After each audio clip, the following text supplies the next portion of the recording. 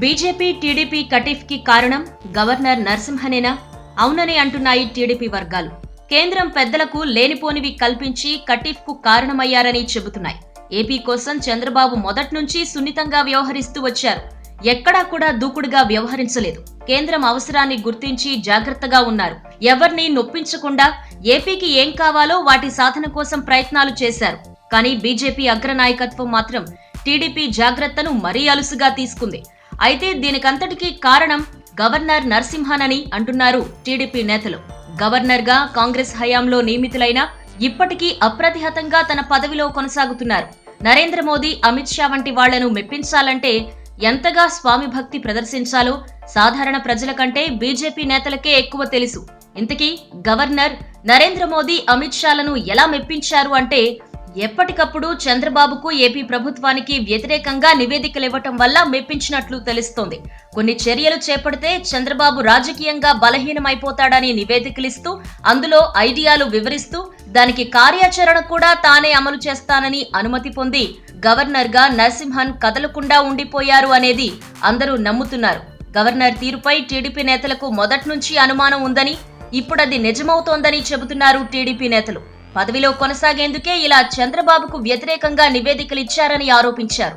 Governor Narasimhan మొదట్నుంచి Andhra Pradesh కు వ్యతిరేకంగా వ్యవహరిస్తున్నారు అన్న ఆరోపణలు ఉన్నాయి. ఏకపక్షంగా ఏపీ ప్రభుత్వాన్ని ఇబ్బంది పెట్టిన ఘటనలు చాలా ఉన్నాయి. అధికారుల్ని అవమానపరిచిన సంఘటనలు ఉన్నాయి. అందుకే ఏపీ ప్రభుత్వ అధికారులు కానీ, మంత్రులు కానీ రాజ్భవన్ వైపు వెళ్లడం దాదాపుగా తగ్గించేశారు. అంతేకాదు, నరసింహన్ పట్టుమని 10 రోజులు ఏపీలో ఉన్నది లేదని మంత్రులే చెబుతున్నారు. చివరికి పోలవరం ప్రాజెక్ట్ కాంట్రాక్టర్ను మార్చే విషయంలోనూ మతలబు ఉందని గవర్నర్ కేంద్రానికి ఫిర్యాదు చేశారు. నంద్యాల ఎన్నికల సమయంలో కూడా రాష్ట్రంలో జగన్మోహన్ రెడ్డికి అనుకూలంగా పరిస్థితులు ఉన్నాయని, పవన్ కళ్యాణ్ ఎదురు తిరిగితే చంద్రబాబు మరింత బలహీనపడతారని ప్రధానికి గవర్నర్ నివేదిక ఇచ్చారని తెలుస్తోంది. దీనికోసం తానే కార్యాచరణ అమలు చేస్తానన్నట్లుగా గవర్నర్ నివేదిక ఇవ్వడంతో దీనికి కూడా మోదీ గ్రీన్ సిగ్నల్ ఇచ్చారని సమాచారం. ఆ తర్వాత గవర్నర్ నేరుగా రంగంలోకి దిగి పవన్ కళ్యాణ్ తో చర్చలు ప్రారంభించారని తెలుస్తోంది. నిజానికి రాజ్భవన్ లో జరిగిన ఓ విందుకు ఎప్పుడూ లేని విధంగా పవన్ కళ్యాణ్ ను రాజ్భవన్ అధికారులు ఆహ్వానించారు. అప్పుడు గవర్నర్ తో ప్రారంభమైన చర్చలు ఆ తర్వాత కూడా కొనసాగాయి. ఆ తర్వాత ప్రభుత్వ కార్పొరేషన్ పదవిలో ఉండి నేరుగా చంద్రబాబు పైనే సోషల్ మీడియాలో పోస్టులు పెట్టి ఉద్వాసనకు గురైన మాజీ సీఎస్ ఐవై కృష్ణారావును కూడా గవర్నర్ పిలిచి చర్చలు జరిపినట్లు ప్రచారం జరుగుతోంది. మొత్తంగా కేంద్రంతో కటీఫ్ వెనుక గవర్నర్ పాత్ర ఉందని తేల్చి చెబుతున్నారు.